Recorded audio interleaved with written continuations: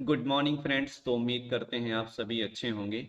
आज की इस वीडियो में मैं आप सभी को ये सिखाऊंगा रेस्पबेरी पाई पिको का यूज करके पुश बटन के साथ हम माइक्रो पाइथन की प्रोग्रामिंग सीखेंगे कि रेस्पबेरी पाई पिको के साथ पुश बटन को कनेक्ट कैसे करते हैं और हम रीडिंग कैसे लेते हैं और किसी दूसरे डिवाइस को कंट्रोल कैसे कर सकते हैं, जैसे कि एलईडी को कंट्रोल करना पुश बटन का यूज करके। तो चलिए स्टार्ट करते हैं इस वीडियो को। इसके लिए हम ऑनलाइन सिमुलेटर यूज कर रहे हैं, वो भी ऑनलाइन सिमुलेटर आप भी यूज कर सकते हैं अगर आपके पास हार्डवेयर नहीं है तो। ठीक है, बहुत सारे माइक्रो कंट्रोलर आपको यहाँ पे मिल जाते हैं वो भी ऑनलाइन सिमुलेटर पे। इसके लिए हमें सेलेक्ट कर लेना होता है यहाँ पे पाई पिको को, और पाई पिको को सिलेक्ट करने के बाद यहाँ पे आना है स्टार्ट टेम्पलेट पे। ठीक है, टेम्पलेट्स में हमें माइक्रो पाइथन वाला जो ये रेस्पबेरी पाई माइक्रो पाइथन वाला होता है इसको सेलेक्ट कर लेते हैं। तो देखिए हमें पुश बटन को कनेक्ट करना है रेस्पबेरी पाई पिको के साथ। इसके लिए दो कंडीशन होंगे। रेस्पबेरी पाई के साथ आप जब भी पुश बटन को कनेक्ट करते हो या फिर आर्डिनो ESP32 के साथ, वहां पे पुश बटन के दो कंडीशन होते हैं। एक है इन पुल डाउन रजिस्टर, एक है पुल अप रजिस्टर। उसके अकॉर्डिंग अलग अलग कनेक्शन होते हैं। कैसे, देखिए जैसे ये हमारा पुश बटन है तो इसके एक पिन को आप GPIO पिन से कनेक्ट कर लेते हैं, जैसे पिन नंबर 10 से। तो दूसरे पिन को दो कंडीशन है, एक तो या तो एक इसको ग्राउंड से कनेक्ट कर लो, ठीक है, ये कंडीशन है। या फिर हमारा एक दूसरा भी कंडीशन होता है, इसको कनेक्ट कर लेते हैं हम VCC वाले पिन से, इससे 3.3 वोल्टेज से। तो इसके दो अलग अलग कंडीशन होते हैं पुश बटन को यूज करने के। तो हम दोनों देख लेते हैं, दोनों कैसे यूज करते हैं, और एलईडी को कंट्रोल करके भी देखेंगे।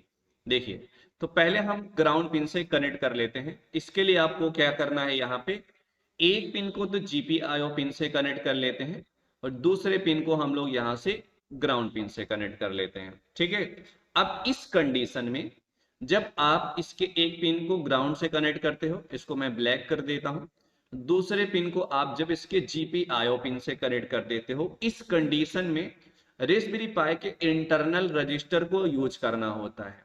तब उस टाइम इसका input pull up register use करना पड़ेगा आपको। तो प्रोग्रामिंग में आपको input pull up register define करना पड़ेगा, तब जाके कंट्रोलर समझेगा ठीक है आप उस बटन के एक पिन को ग्राउंड से कनेक्ट किए हो, दूसरे पिन को GPIO पिन से कनेक्ट किए हो। इस कंडीशन में आपको प्रोग्राम कैसे लिखना है देख लेते हैं। और साथ में एलईडी को कंट्रोल करना है। देखिए यहां से मैं एलईडी को भी यूज कर लेता हूं, एक एलईडी कनेक्ट कर लेता हूं, इससे समझ में ज्यादा अच्छे से आएगा। ठीक है, देखिए तो यहां से मैंने क्या किया, बहुत सारे ग्राउंड पिन होते हैं इसके वैसे, तो यहां से मैं ग्राउंड ले लिया, ये इसको ग्राउंड, उसके बाद ये GPIO पिन कोई सा भी, तो यहाँ पे ले लिया। चलो GPIO 18, तो 18 से मैंने इसको कनेक्ट कर लिया और इसकी एलईडी को ले लिया, ब्लू ही ले लेता हूँ। चलिए, तो ब्लू कलर की एलईडी मैंने यहाँ पे सेलेक्ट कर लिया। अब जब मैं बटन को प्रेस करूंगा इस कंडीशन में एलईडी ऑन हो जाए, जब मैं रिलीज करूं एलईडी ऑफ हो जाए।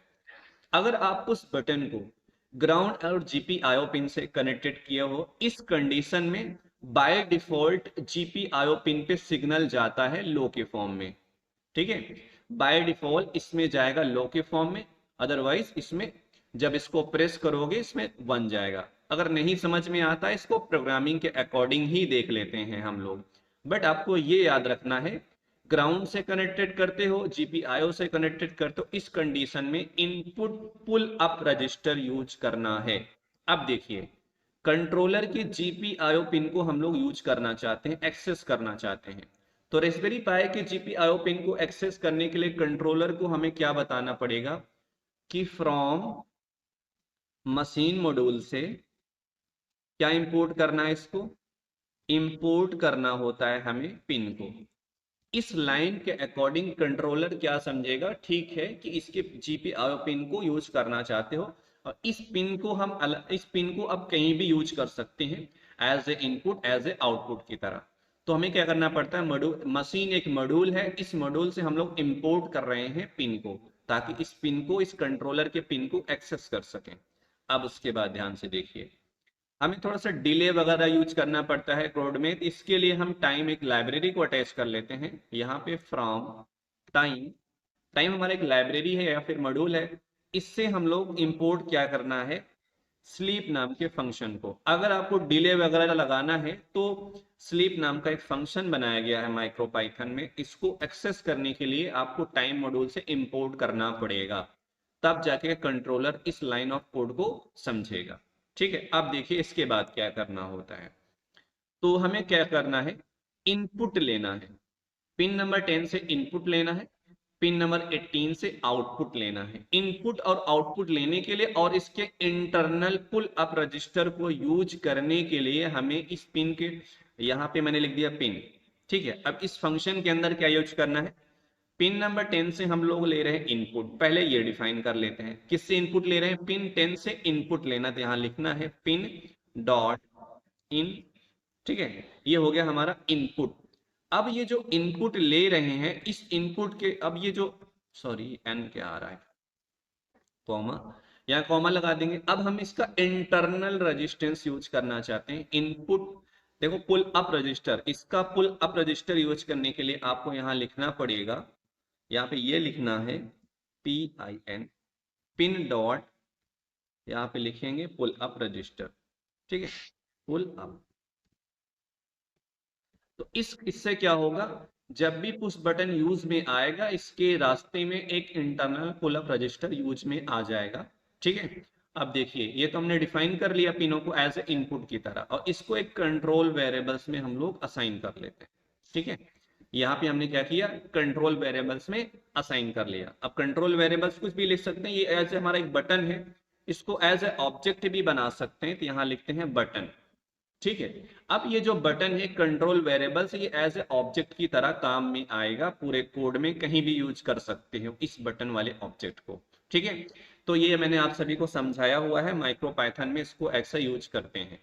अब उसके बाद हमें क्या करना है, जीपी, इसके जीपीआर पिन से एलईडी को कनेक्टेड किए हुए पिन नंबर 18 पे, और 18 पे हम आउटपुट लेंगे लो सिग्नल और हाई सिग्नल के फॉर्म में। इसके लिए मुझे क्या करना है, इसमें डिफाइन करना पड़ेगा कि pin number 18 as a output की तरह है। ठीक है, तो यहां क्या लिखना है, डॉट आउट। इससे क्या डिफाइन हो गया, पिन नंबर 18 डिफाइन हो गया एज ए आउटपुट। तो इसको भी कंट्रोल वेरिएबल में डिफाइन कर लेते हैं, उसका नाम रख दिया एलईडी। तो ये भी हमारा एक ऑब्जेक्ट है। ठीक है, और इस ऑब्जेक्ट में क्या प्रॉपर्टीज है, पिन 18 पे हम आउटपुट ले रहे हैं, किस इससे कनेक्टेड है हमारी एलईडी, और ये हमारे एलईडी एक कंट्रोल वेरिएबल्स है। अब एक इसको एक्सेस कर सकते हैं। ठीक है, चलिए अभी हम इनफाइनाइट लूप बना लेते हैं। इनफाइनाइट लूप बनाने के लिए वाइल लूप यूज करेंगे, वाइल, और यहाँ लिख दिया ट्रू। ठीक है, यहां पे लिख दिया मैंने ट्रू। अब इस लूप में मैंने क्या लिया, कंडीशनल स्टेटमेंट लगाऊंगा इफ।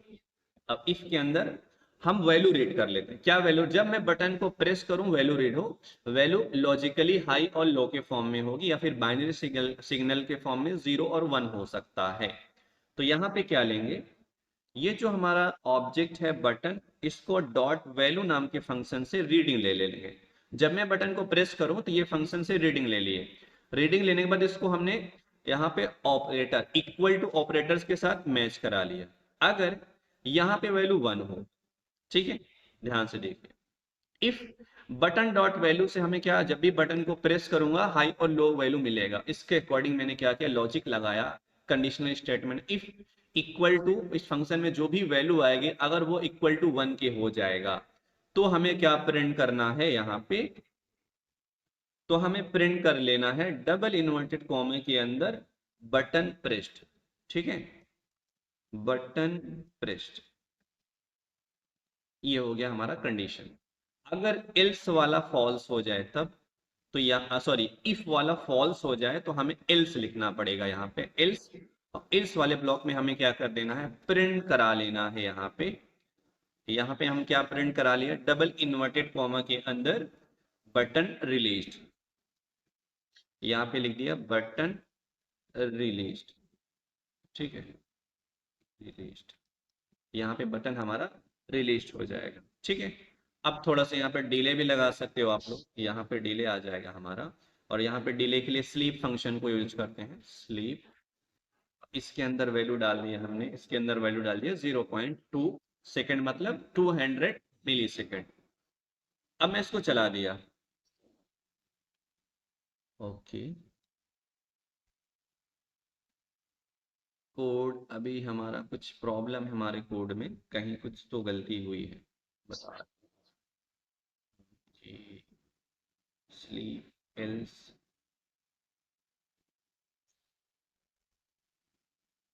यहाँ पे हमने लिख दिया ओके, यहाँ तो हमारा ठीक है। अभी कुछ नहीं आ रहा, थोड़ा सा कोड में प्रॉब्लम आ रहा है, इस कोड को सही करा लेते हैं। देखिए, तो होता क्या है कि ये कोड को आगे पीछे लिख देते हैं ना, तो ये गड़बड़ हो जाता है। तो यहाँ से करते हैं, अब देखते हैं। अभी भी नहीं सही हुआ। ठीक।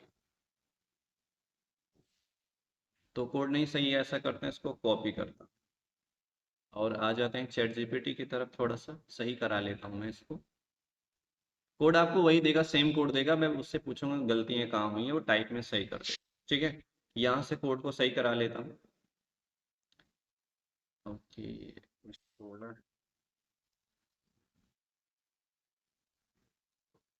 यहाँ पे कॉपी किया और यहाँ पे पेस्ट कर दिया। ठीक है, और यहाँ पे चला देता हूँ। ठीक है, ठीक है। यहाँ पे अब देखिए हुआ क्या, यहाँ पे इलेक्ट्रिक कनेक्टेड है, मैं यहाँ पे चलता हूँ, यहाँ पे आता हूँ, यहाँ पे थोड़ी सी अगर सेम, अगर आप पुल अप रजिस्टर यूज करते हो, पुल अप रजिस्टर की वैल्यू के अकॉर्डिंग यहाँ पे इसने 0 लिया हुआ है, मैंने 1 ले लिया था। ठीक है, और मैंने क्या किया, एलईडी को यहाँ पे एज ए, यहाँ पे एलईडी को मैंने क्या किया, वो यहाँ पे हाई कर दिया, जैसे वहाँ सीरियल मॉनिटर पे यहाँ पे एलईडी डॉट वैल्यू हाई हो गया। इस कंडीशन में आप देख सकते हैं कोड हमारा, जब इसको प्रेस करेंगे एलईडी ऑन हो जाएगी, जब प्रेस नहीं करेंगे एलईडी ऑफ हो जाएगा। ठीक है, अब जस्ट इसको रिवर्स करते हैं मामला। अगर मैं इस ग्राउंड को हटा दूं यहाँ से, इसको मैं कनेक्ट कर दिया यहाँ से वीसीसी से। ठीक है, इस कंडीशन में पुल अप की जगह यहाँ पे पुल डाउन यूज करना पड़ेगा। ठीक है, और पुल डाउन यूज करेंगे, और यहाँ 1 0 की जगह हमें यूज करना है 1, क्योंकि बाय डिफॉल्ट 1 होता है। अब देखिए कैसे चलेगा कोड। देखो अब प्रेस कर रहे हैं, यहाँ पे मैंने 1 डाल दिया, अगर मैं यहाँ पे 0 डाल दूं, अब देखिए 0 डालने पे क्या हुआ, यहाँ बाय डिफॉल्ट वैल्यू, यहाँ पे क्या हो गया, यहाँ पे रीडिंग मिला। तो आप लॉजिकली चेंज कर सकते हो, कोई बात नहीं। ठीक है, यहाँ पे एलईडी ऑन है, मैं चाहता हूँ बटन को प्रेस करूँ तब एलईडी ऑन हो, यहाँ तो जस्ट उल्टा चल रहा है। अगर ऐसा कहीं कुछ हो तो यहाँ पे लगा देंगे क्या, not operator, NOT, not operator. अब देखो इसको चलाएंगे, अब जस्ट उल्टा हो जाएगा, अब प्रेस करेंगे तब एलईडी ऑन होगी, देखो, है ना। तो ये भी डिपेंड करता है, कोड में कुछ प्रॉब्लम नहीं थी, थोड़ा सा लॉजिकली इधर उधर लिखने में प्रॉब्लम हो गई थी, कभी कभी आपसे भी होगा, क्योंकि ये कोड वगैरह जो होता है ना, एकदम सेम टू सेम लाइन में होना चाहिए। अगर आगे पीछे थोड़ा सा की हो, जैसे मैं एल्स को यहाँ पे लिख दिया, यहाँ पे आप देखो कोड नहीं चल रहा है, यही प्रॉब्लम मेरे साथ आ रही थी। तो अगर एल्स को आपने यहाँ लिख दिया, मतलब ये एल्स इफ के साथ चला गया, यहाँ पे एक लाइन बन रही है, ये वाली लाइन, तो ये लाइन का कवर है, इफ वाला कवर इतना कर रहा है एरिया को प्रोग्राम का। तो इसको हम यहाँ पे ला देंगे, जैसे यहाँ पे इफ के, ये रहा। अब देखो सही चल जाएगा। तो मुझसे यहाँ से यही प्रॉब्लम हो रही थी कि प्रोग्राम को थोड़ा सा आगे पीछे करेंगे तो यही इश्यू आएगा। तो आप भी कोशिश करिए, अगर आपके साथ ऐसा प्रॉब्लम आता है आप सॉल्व कर सकते हैं। ठीक है, तो हमने देखा कि पुश बटन को यूज करके रास्पबेरी पाई के साथ हम एलईडी को कंट्रोल कैसे करते हैं। तो नेक्स्ट वीडियो में मैं आप सभी को कुछ नई चीजें सिखाऊंगा, पोटेंशियोमीटर कैसे कनेक्ट करते हैं, सर्वो मोटर कैसे कनेक्ट करते हैं, पोटेंशियोमीटर से सर्वो मोटर को कंट्रोल करना, पोटेंशियोमीटर से एलईडी के ब्राइटनेस को कंट्रोल करना। ये सारी चीजें नेक्स्ट वीडियो में आप सभी को मिलने वाली है। तो उम्मीद करते हैं आपको ये वीडियो समझ में आई होगी। जो बच्चे नए हैं मेरे यूट्यूब चैनल पे, वो सब्सक्राइब कर सकते हैं चैनल को, और बहुत सारी इन्फॉर्मेशन ले सकते हैं मेरे यूट्यूब चैनल से। Okay, thank you so much, मिलते हैं नेक्स्ट क्लास में।